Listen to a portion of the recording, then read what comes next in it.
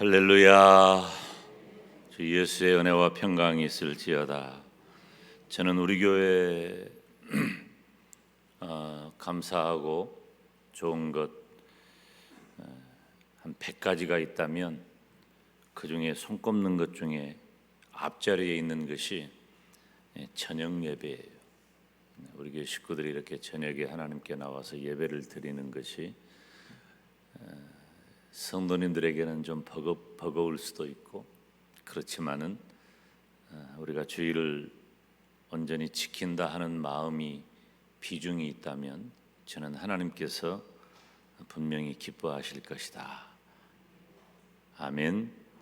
그런 마음을 갖습니다. 사실 목사인 저에게도 주의를 이렇게 온종일 하고 또 저녁 예배 시간을 대한다는 것은 버거운 것은 마찬가지입니다.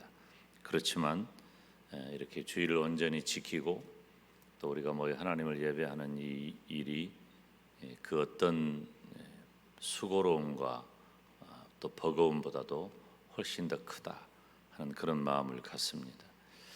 오늘 낮에 제가 이 에스겔 다니엘 선지자 얘기를 하면서 예레미야 선지자 얘기를 했지요. 그처럼 지금 이 시대를 살아가는 저와 여러분은 우리 후대의 습관을 만들어 주어야 할 사람들입니다. 마치 우리의 선배들이 우리의 영적 습관을 잘 만들어서 우리가 이어받아 거룩한 습관을 가진 자 된 것처럼 문득 우리 찬양하고 또 제가 뒤에 이렇게 앉아서 보면서 그런 마음이 들어서 이 말씀을 드립니다. 우리 교회가 주님 오실 때까지 이 거룩한 습관이 잘 유지되고 또 전승되는 복된 교회가 되기를 주님의 이름으로 축원합니다.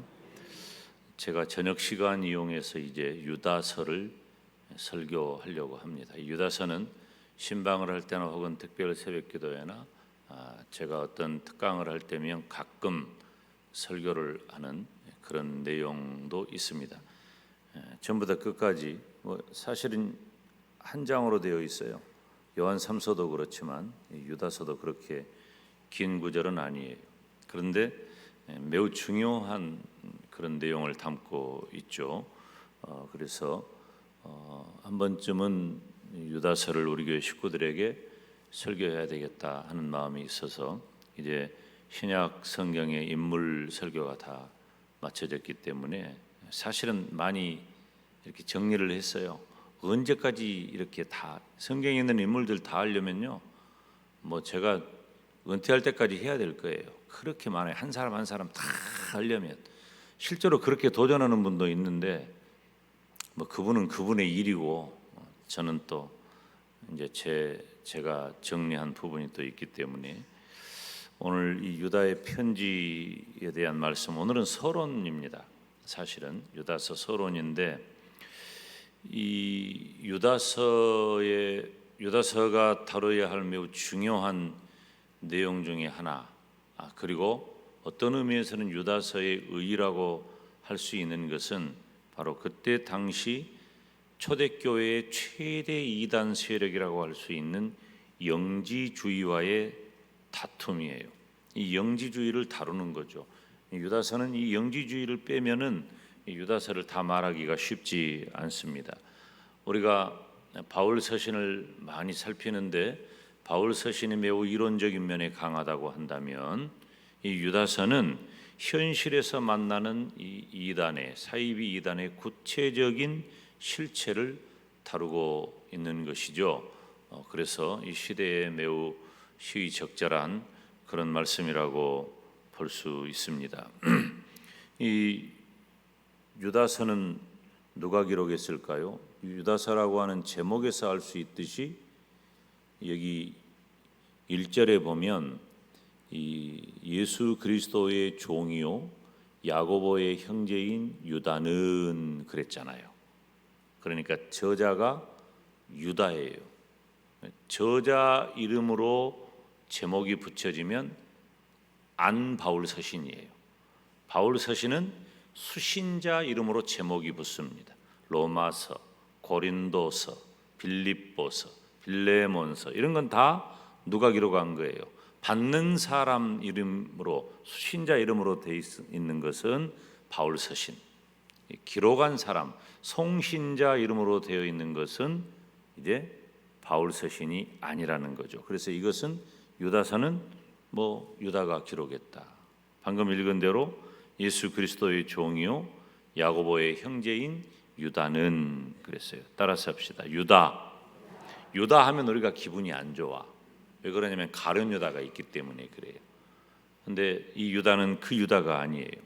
이 유다는 예수님의 육신의 동생이에요. 요셉과 마리아 사이에 태어난 육신의 동생이에요. 이렇게 표현하면 또 반론을 제기하는 분들이 많아요. 제가 신학교에서 특강을 했는데 바로 그런 표현을 하니까, 야고보를 이야기할 때 그런 표현을 하니까 그 표현을 신학생들이 못마땅해 해요. 내가 그래서 그렇게 질문하는 것은 신학생들의 권리다. 마음대로 해라. 아주 신학생들은 기분이 안 좋게 막 질문하거든. 저도 그렇게 했으니까 나도 당해도 싸지, 신학교 가서.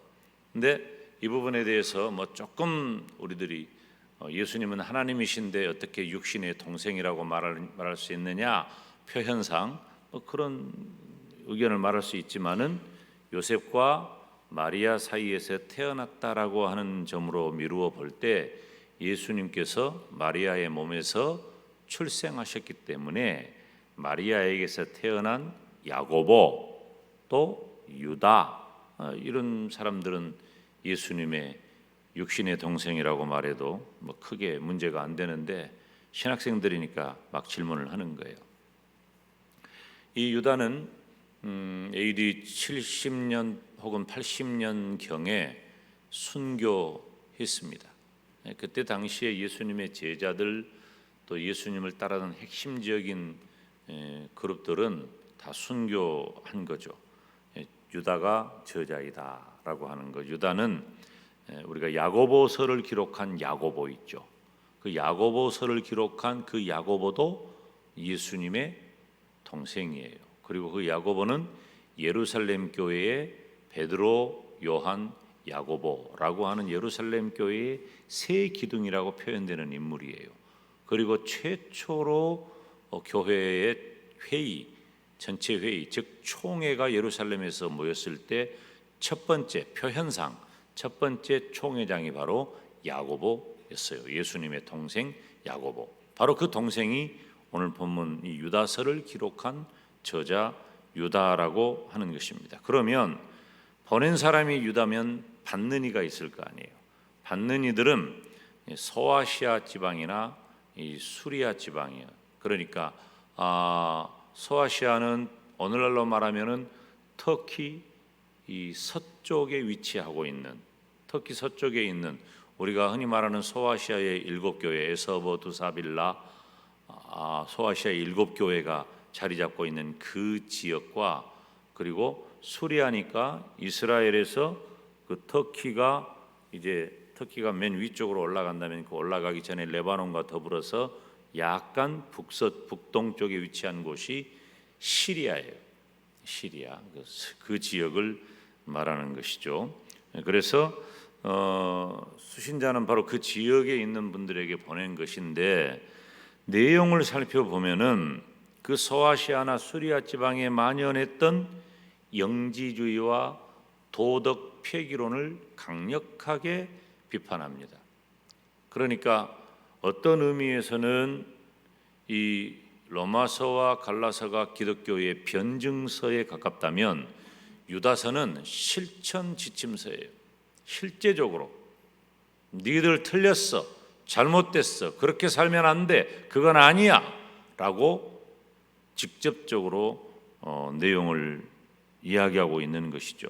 우리가 가끔 등장하는 영지주의라고 하는 이야기가 설교자들에게 가끔 등장하고 저도 가끔 그런 표현을 하는데, 이 영지주의자는 영육 이원론자들이에요. 그러니까 영은 선하고 육은 악하다는 것이죠. 그러면은 이 영은 선하고 육은 악하다는 것을 왜 기독교에서는 이단이라고 하느냐? 이 영지주의 자체가 우리들이 영은 선하고 육체가 악하다라고 하는 것은 사람의 생각에 따라서, 학자들의 견해에 따라서 뭐 그런 말을 할 수도 있고 저런 말을 할 수도 있단 말이에요. 문제는 우리 기독교 안에 그것이 도입이 되면서 하나님께서 인간의 몸을 입었다는 그 성경의 가르침을 정면으로 배척합니다. 영은 선한, 하나님은 영이시니까 선하신 하나님이 악한 육체에 임하셨다라고 하는 사실을 도저히 이해 못하는 거예요. 배척이에요. 뿐만 아니라 예수님은, 따라서 합시다, 완전하신 하나님, 완전하신 사람. 예수님은 신인 양성을 지니신 분이에요. 이 세상에 어떤 종교, 어떤 주의 없어요. 이런 이론이. 예수님은 참 하나님이시고 참 사람이 되시는 줄로 믿습니다. 그런데 이 영육 이원론주의자들은 바로 예수님의 신인 양성 또한 하나님이면 하나님이고 사람이면 사람이지 어떻게 선하신 하나님이 악한 육체의 몸을 입고 사람으로 그 안에 임하실 수가 있냐, 양성을 가질 수 있냐라는 이야기죠. 그래서 육신의 행위가 우리 인간의 고등한 영혼에 아무런 영향을 주지 못한다. 그러니까 이 육체를 철저하게 악하다고 보는 것이죠. 결과적으로는 어떻게 되냐면은 이 도덕적으로 방종한 생활을 하게 만듭니다. 다른 사람들도 같은 자기의 이 오류의 세계로 끌어들여 가지고 기독교를 훼손하고 기독교를 회방하고 기독교의 이론을 배척하는 역할을 했기 때문에 당시에 이 유다서의 내용을 보면은 진리를 지키기 위한 몸부림으로 실제로 영지주의자들에게 그들의 잘못을 이제 강력하게 어필하는 것이죠. 언제 썼을까? 1세기 후반이에요. AD 70년에서 80년 사이에 기록했다. 그 기준점이 바로 영지주의가 되는 거예요. 왜 그러냐면 이 영지주의가 1세기 후반에 성행했기 때문에 그래요. 그래서 아마 이 유다도 이 유다서를 기록한 이후에 순교했을 것이라고 대부분의 학자들이 기록을 하고 있습니다. 왜 기록을 했느냐? 그 기록한 목적은 여기 있는 말씀처럼 가만히 들어온 사람, 4절에 보니까 가만히 들어온 사람, 가만히 들어온 거짓 교사, 이들이 교회의 질서를 무너뜨렸기 때문이에요. 그런데 교회 질서를 무너뜨리는 사람들을 다 이단이라고 말하지 않아요. 거짓 교사라고 말하지 않아요. 좀 인격적으로 문제가 있어서 자꾸 문제를 일으키는 사람들이 교회마다 있거든요. 뭐 우리 교회는 뭐 없지만은 교회마다 있어요. 그런 사람들이. 그런데 그 사람 보고 이단이라고 안 하거든. 저 사람 좀 문제가 있어. 왜 저럴까? 이런 생각은 하지만 이단이라고는 안 해요. 그런 사람 보고. 그런데 왜 지금 이단이라고 하느냐? 가만히 들어온 거짓 교사들이 교회의 질서를 무너뜨리는데 그것은 바로 진리 문제와 관계되기 때문에 그렇다는 거예요. 아까 말씀드렸던 영지주의와 같은 것. 또 다른 한 가지는 하나님의 은혜를 도리어 세욕거리로 만들어 버렸다. 또 홀로 하나이신 예수 그리스도를 부인했다. 다 본문에 나와 있는 내용입니다. 그래서 오늘 본문 3절에 보니까 유다는 믿음의 도를 위하여 힘써 싸우라. 따라서 합시다. 믿음의 도를 위하여 힘써 싸우라. 믿음의 도를 위해서 힘써 싸우라는 편지를 보내는 겁니다. 너희들이 지금 영지주의자들의 영향을 받고 있구나. 영은 선하고 육은 악하다는 말로 예수님의 신인 양성을 부정하는 일에 영향을 받고 있구나. 그것들은 다 교회를 허무는 자들이야. 그들을 너희는 배척해라. 너희는 믿음의 도를 위하여서 그들과 힘써 싸워라 라고 권면하는 편지를 보내는 것입니다. 그런데 이 유다서를 나중에 다 이제 하나하나 여러분들에게 말씀을 전할 때 증거하겠습니다만은 이 유다서가 가지고 있는 초금의 그 의문점 중에 하나는 뭐냐면은 위경을 인용해 가지고 유다가 편지를 기록했다고 하는 거예요. 이 위경이라고 하는 말은 거짓, 거짓 위자죠. 그러니까 가짜 정경이란 말이에요. 가짜 정경. 그러니까 이 신빙성이 인정되지 않는 가짜 경전, 사이비 경전이에요. 그런 것을 인용을 한 겁니다. 이건 기독교뿐만 아니에요. 다른 종교, 불교에도 그렇고 다른 종교에도 위경이 있어요.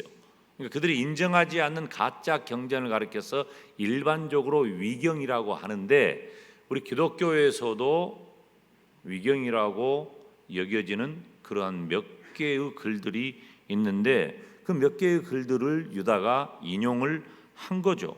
그것은 지금 현재의 기준으로 보면은 구약과 신약, 구약 성경 39권, 신약 성경 27권만을 우리의 경전, 캐논이라고 하죠. 우리의 정경, 경전으로 우리는 가지고 있는 거예요. 그래서 우리 현재 기독교 모든 종파에서 공식적인 경전이 이 신앙에 도움이 되는 이 공인 문서로 인정을 받아야 되는데, 이 위경은 우리 기독교하고는 상관이 없어.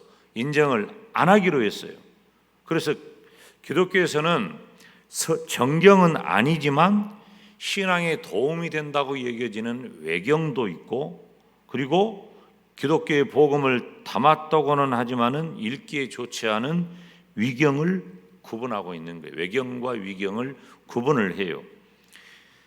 우리 정교회라든지 로마 가톨릭에서도 우리 기독교의 외경과 같은 의미로 제2 경전을 사용하는 경우를 볼 수 있어요. 그런데 위경은 또 거기서도 구분을 하는 것이죠. 그래서 이 위경은 기독교의 전통적 교리에서 벗어나거나 정경의 일부인 것으로 보이게 쓰여진 어떤 문헌들을 말해요. 그런데 그것을 나중에 설교할 때 다 하나씩 말씀을 드릴게요. 그런데 그 내용이 뭐냐면은 기독교 초기에 쓰여졌던 마리아 복음서 혹은 베드로 복음서, 이런 내용, 이런 글들이에요. 그런 글들을 이 유다가 인용을 하고 있는 거죠. 그 안에는 예수님의 가르침도 포함하고 있어요. 그렇지만 전체적인 논지가 전통적인 기독교 교리와 거리가 멀단 말이에요. 아무리 좋은 것이 있어도, 여러분 제가 가끔 여화를 들 때 그런 얘기를 들지만은, 이 물이 얼마나 깨끗하고 너무 좋은 물이에요. 그래서 마실 수 있잖아요. 그런데 여기다가 오염된 액체 한 방울만, 너무 작은 것이라도, 그냥 한 방울도 안 해, 반에 반 방울만 여기다가 넣고 목사님 드세요 하면 내가 이거 먹겠어요? 그 물을 먹겠냐고. 오염된 것은 못 먹는 거예요. 우리 기독교 신앙이 바로 그런 거예요. 기독교 신앙은 절대 정결한 거예요. 조금의 오염도 용납하지 않습니다. 그래서 이 위경은 우리 기독교회에서는 인용하지 않는다. 그래서 이 유다서의 정경성에 대한 시비가 사실은 없었던 것이 아닙니다. 이 역사가인 유세비우스라든지 위대한 설교가였던 크리소스톰이라든지 종교개혁자였던 마틴 루터라든지 이런 분들은 사실 정경으로 사용하기에 유다서는 좀 적합하지 않다는 의견을 가지고 있기는 했어요. 그렇지만 토털리안 같은 그런 교부는 이 유다서는 정경으로 인정하기에 전혀 문제가 없다. 왜 그러냐? 여기 나중에 등장하고 있는 에녹서가 또 이 에녹서가 위경인데, 유다가 인용한 이 에녹서는 초대교회에 일반적으로 다 인용되어서 많은 사람들에게 좋은 교훈을 주었던 거예요. 그 시대에 이를테면은 지금 기독교 서적들이 있잖아. 그런 기독교 서적들이 많이 있어서 맨 처음에 우리 성도들에게도 읽혀지는 책들이 많았어요.